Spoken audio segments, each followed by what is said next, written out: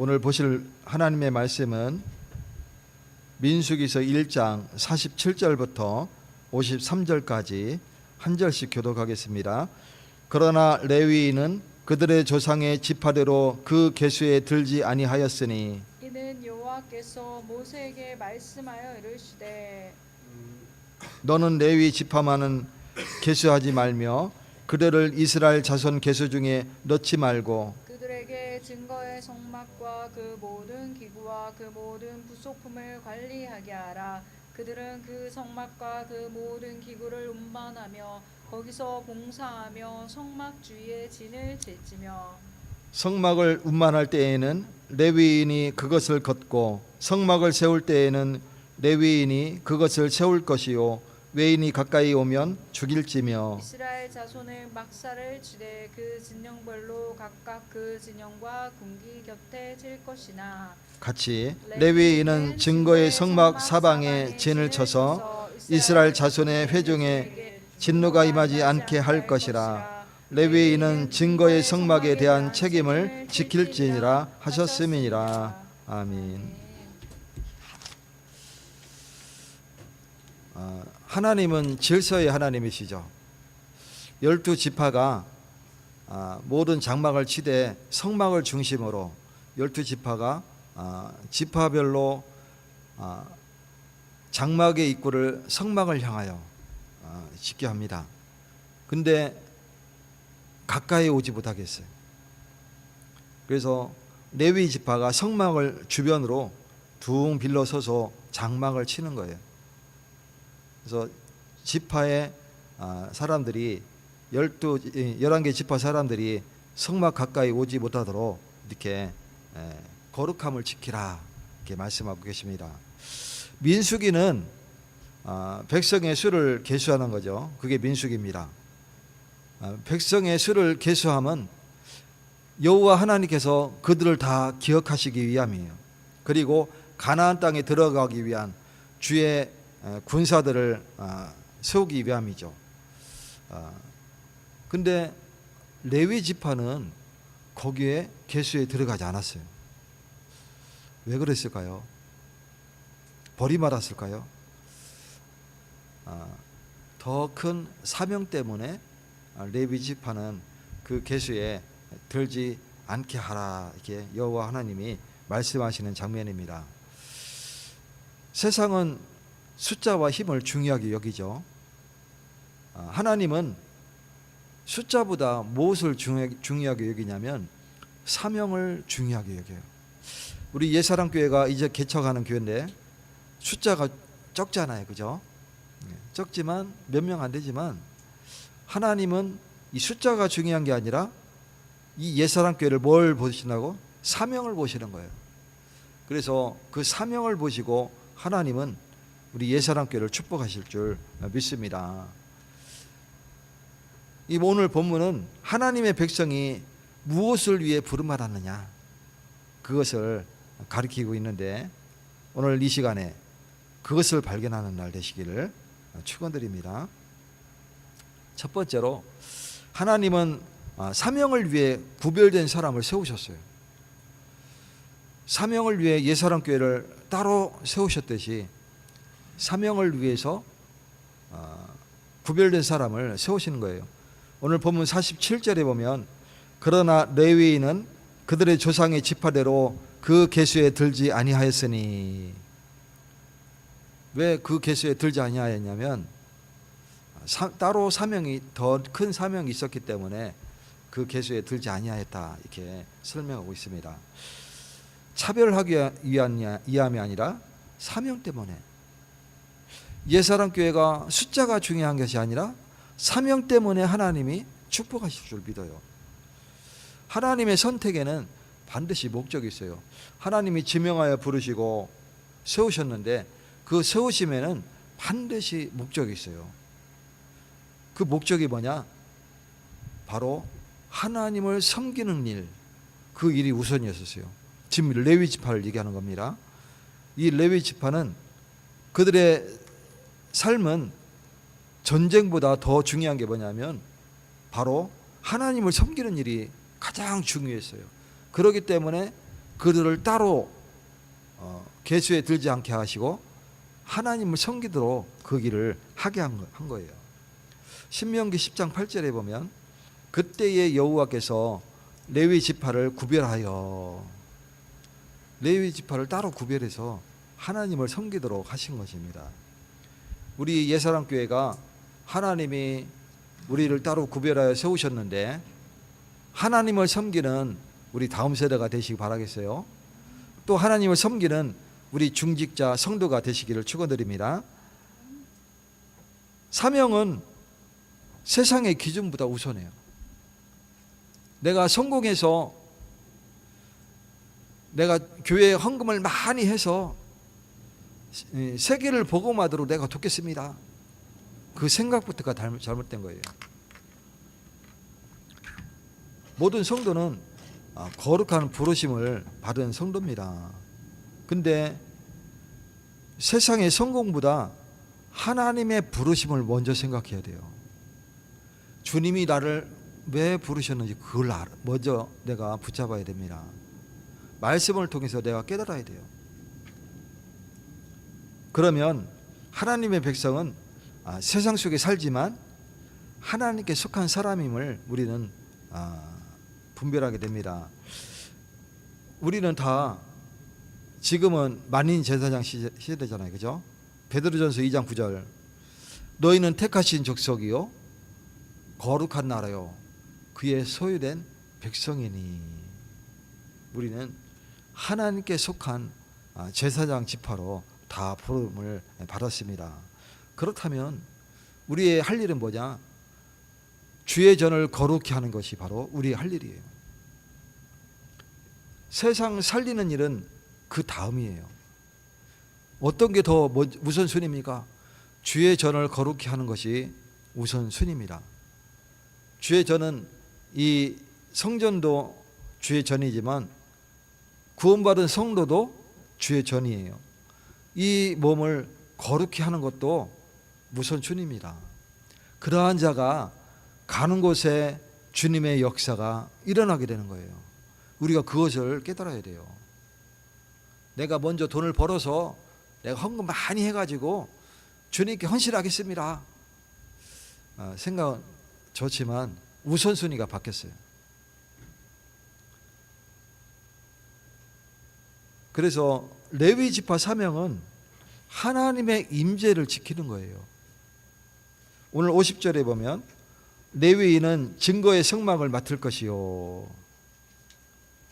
가장 중요한 사명입니다. 그 사명이 뭐냐? 예배를 드리는 거예요. 예배드릴 그 성막을 지키는 일이에요. 하나님을 예배하는 일이 가장 중요합니다. 이 교회도 예배가 중심이 되어야 됩니다. 우리 다음 세대가 가장 중요하게 여겨야 될 것은 바로 예배예요. 이 성막은 하나님이 공동체의 중심이심을 의미하는 거예요. 이 공동체의 중심이 성막이잖아요, 그죠? 하나님이 중심이에요. 예배가 중심이에요. 그리스도가 중심이에요. 그 의미입니다. 저와 여러분이 이거를 놓쳐버리는 순간 아무리 성전에 들락날락 해도 아무 은혜가 없는 거예요. 예배를 열심히 드리고 있는데 그 안에 하나님을 섬김이 없다. 아무 소용없는 형식적인 예배가 되는 겁니다. 그래서 우리에게 맡겨주신 이 사명도 직분도 거룩한 책임입니다.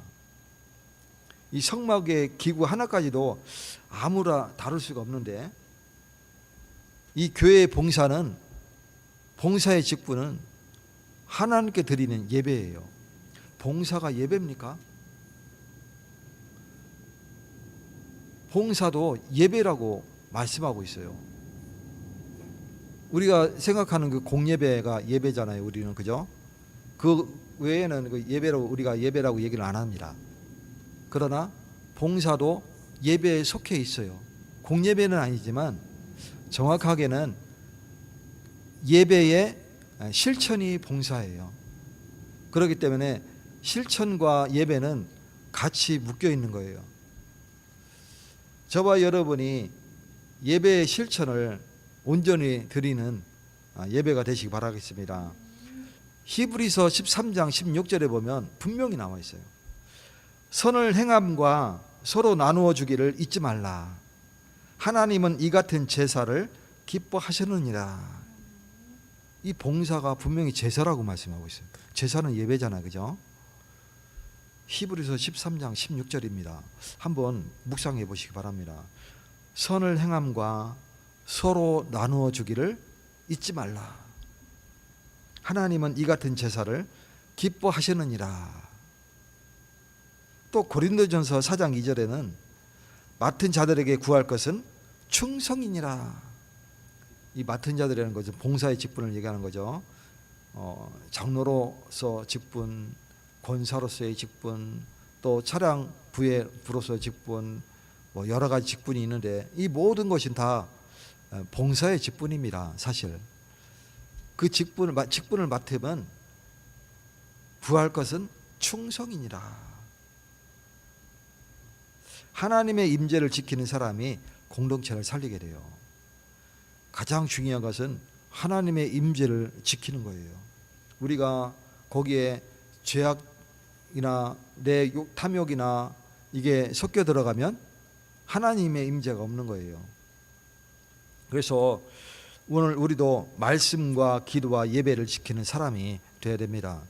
예배를 경홀히 여기는 사람은 어떻게 된다고 했어요? 어저께 수요 예배 때 좀 예배가 좀 길어졌잖아요. 그 설명 때문에 분명히 얘기합니다. 그 자손 대대로 하나님을 대적하면서 멸망해가는 그런 족속이, 악악 족속이 되어집니다.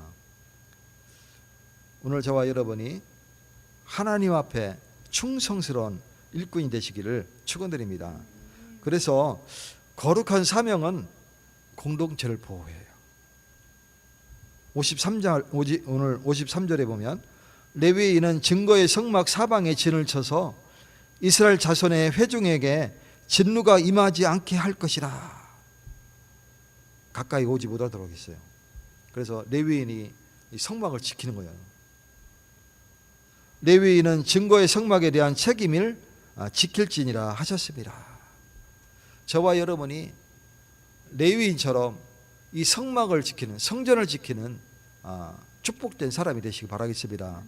성전을 지킨다 하면 거룩한 성전, 즉 예배와 기도와 말씀이 우리가 지켜져야 되는 거예요. 우리가 보호해야 되는 거예요. 우리 다음 세대 알겠어요? 생각 없어요? 아멘 크게 하세요. 그래서 이 거룩함은 공동체를 지키는 울타리가 되어야 돼요. 왜 구약의 성막에 울타리가 있냐면 이 울타리가 있는 이유가 있어요. 전부 다 이스라엘 지파인데, 온 사방에 이스라엘 지파인데 왜 울타리를 했을까요? 성막 주변에 왜 울타리를 했냐면 이와 같은 의미예요. 바로 죄가 들어오면 공동체는 무너지게 되는 거예요. 그 의미로 울타리가 있는 거예요.